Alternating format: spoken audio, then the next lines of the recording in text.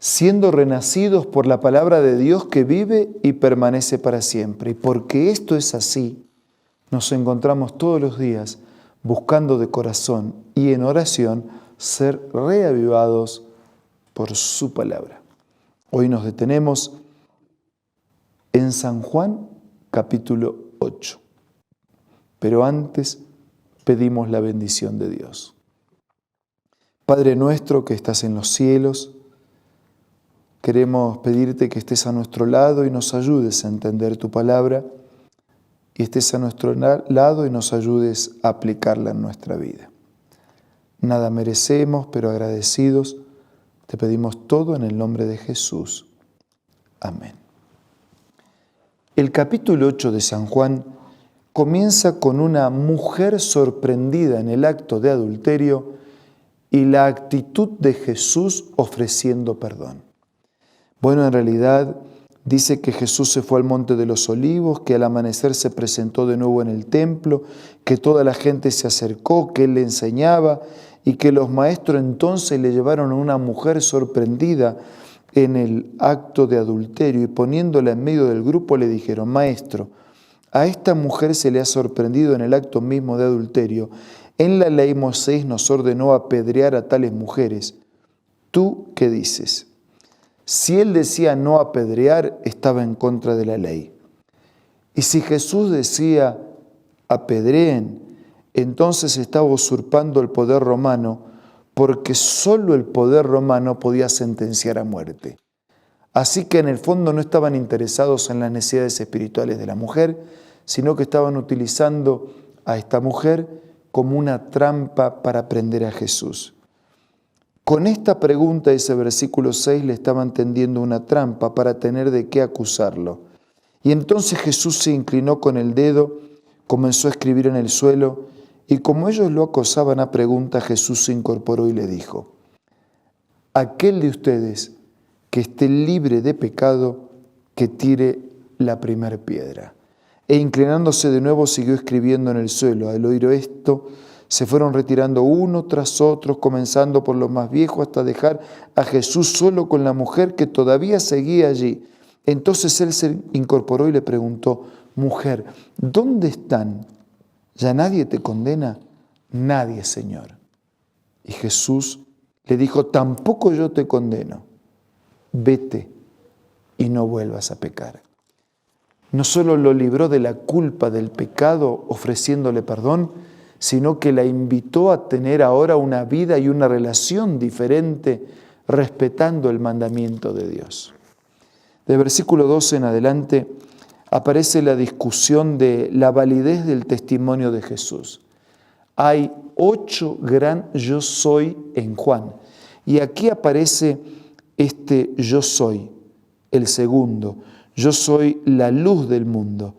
El que me sigue no andará en tinieblas, sino que tendrá la luz de la vida.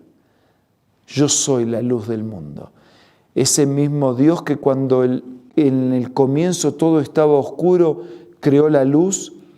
Ese mismo Dios que cuando todo estaba oscuro por la existencia del pecado y a través de Jesús iluminó el mundo de aquellos días, Él es la luz. Yo soy la luz del mundo, el que me sigue no andará en tinieblas, sino que tendrá la luz de la vida. Y desde el versículo 14, Jesús defiende su identidad. Aunque yo sea mi propio testigo, mi testimonio es válido porque sé de dónde vengo y a dónde voy, pero ustedes no saben de dónde vengo ni a dónde voy. Ustedes juzgan según criterios humanos. Yo, en cambio, no juzgo a nadie, y si lo hago, mis juicios son válidos porque no los emito por mi cuenta, sino en unión con el Padre que me envió. En la ley de ustedes está escrito que el testimonio de 2 personas es válida. Uno de mis testigos soy yo mismo, y el Padre que me envió también da testimonio en mi favor. O sea, Jesús habla de su identidad como el Hijo de Dios y dice: yo soy un testigo y mi Padre es otro testigo. ¿De dónde es tu Padre? Si supieran quién soy yo, sabrían también quién es mi Padre. Desde el versículo 21 él dice que él no es de este mundo. Yo me voy, ustedes me buscarán, pero en su pecado morirán. A donde yo voy, ustedes no pueden ir. Ustedes son de aquí abajo, por eso no entienden. Yo soy de allá arriba. Ustedes son de este mundo, yo no soy de este mundo.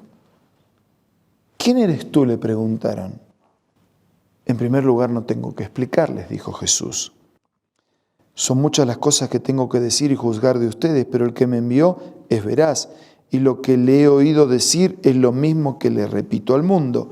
Ellos no entendieron que le hablaba de su Padre, por eso Jesús añadió: cuando hayan levantado al Hijo del Hombre, sabrán ustedes que yo soy y que no hago nada por mi propia cuenta, sino que hablo conforme a lo que el Padre me ha enseñado.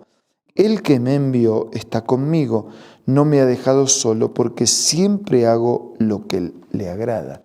Y Jesús siempre insiste, ¿no?, en esa relación de intimidad, de comunión, de dependencia, de trabajo en equipo, de esa unión entre el Padre y el Hijo. Y desde aquí en adelante el Señor ahora va a dar evidencias o características de cómo viven los discípulos que permanecen en Él. ¿Ser o hacer? Bueno, en realidad, ser para poder hacer. ¿Y cómo viven esos discípulos? En primer lugar, viven en fidelidad. Dice versículo 31, Jesús se dirigió a los judíos que habían creído en Él y le dijo: si se mantienen fieles a mis enseñanzas, serán realmente mis discípulos. Y en este resumen que yo voy a hacer hasta el final del capítulo, vamos a encontrar 5 sí que son condicionales. Si se mantienen fieles a mis enseñanzas, serán realmente mis discípulos. Así que la primera condición del discipulado es la fidelidad. Versículo 34. Ciertamente les aseguro que todo el que peca es esclavo del pecado. Ahora bien, el esclavo no se queda para siempre en la familia, pero el hijo sí se queda con ella para siempre. Versículo 36. Así que si el Hijo los libera, serán ustedes verdaderamente libres. Primero, fidelidad. Segundo lugar, dependencia para poder tener esa relación de liberación del pecado. En tercer lugar, versículo 39, nuestro padre es Abraham, replicaron. Si fueran hijos de Abraham, harían lo mismo que él hizo. En cambio, ustedes me quieren matar. A mí que les he expuesto la verdad que he recibido de parte de Dios, Abraham jamás haría tal cosa. Así que si fueran hijos de Abraham, harían su obra, es decir, obedecerían. Primero, fidelidad. Segundo, dependencia. Tercer característica, obediencia. Desde el versículo 42 en adelante nos presenta la cuarta característica. Si Dios fuera su Padre, entonces me amarían, porque yo he venido de Dios y aquí me tienen. No he venido por mi propia cuenta. Y la cuarta característica es el amor. Si Dios fuera su Padre, me amarían, porque yo vengo del Padre y he venido para amarlos. El diálogo continúa. En el versículo 48 encontramos: no tenemos razón al decir que eres un samaritano y que estás endemoniado, replicaron los judíos. No estoy poseído por ningún demonio, contestó Jesús. Tan solo honro a mi Padre, pero ustedes me deshonran a mí. Yo no busco mi propia gloria, pero hay uno que la busca y Él es el juez. Ciertamente les aseguro que el que cumple mi palabra nunca morirá. Otra vez insiste en su identidad, en su origen, en la autoridad y en su dependencia con el Padre. Versículo 54. Si yo me glorifico a mí mismo, mi gloria no significa nada, pero quien me glorifica es mi Padre, el que ustedes dicen que es su Dios.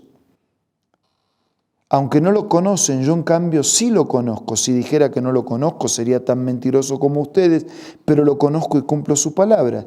Abraham, el padre de ustedes, se regocijó al pensar que vería mi vida y lo vio y se alegró.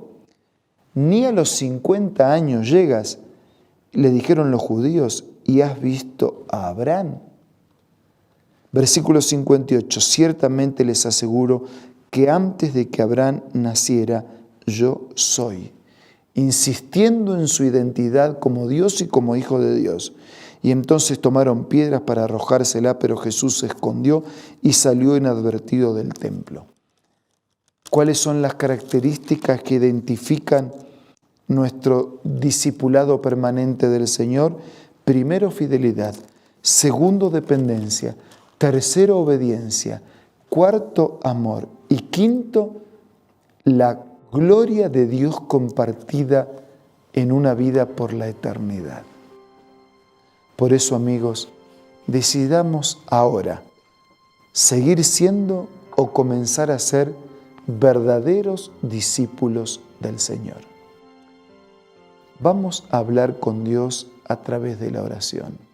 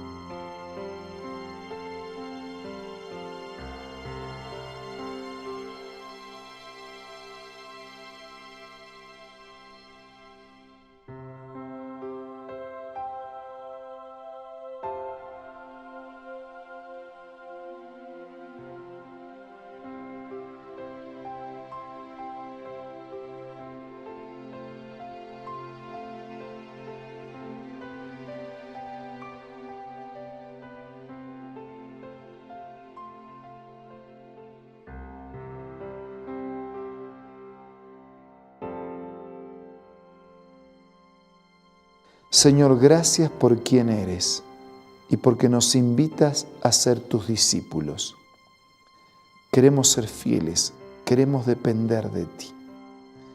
Queremos obedecer y hacer tu voluntad.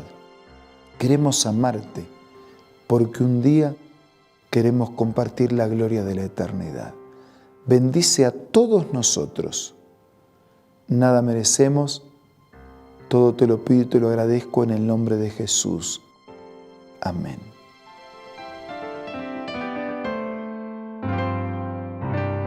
La Biblia, la palabra de Dios, es una carta donde nuestro Creador expresa su amor hacia la humanidad. Es una recopilación de textos que en un principio eran documentos separados, escritos por varias personas, todas ellas inspiradas por Dios. Primero en hebreo, arameo y griego durante un periodo muy dilatado y después reunidos para formar la Biblia cristiana. Está dividida en dos grandes secciones, el Antiguo Testamento con 39 libros y el Nuevo Testamento con 27. En la Biblia se desarrolla la historia de la salvación de Dios al hombre. En toda ella hay una línea conectora que une todo.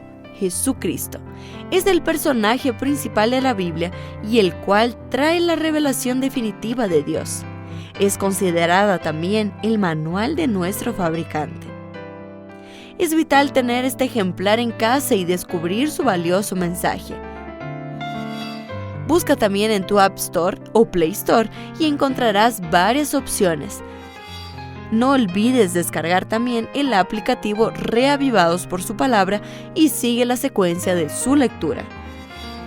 La Biblia es la palabra de Dios. Muchas gracias por su compañía de hoy. Nos reencontramos mañana para seguir siendo reavivados por la palabra del Señor.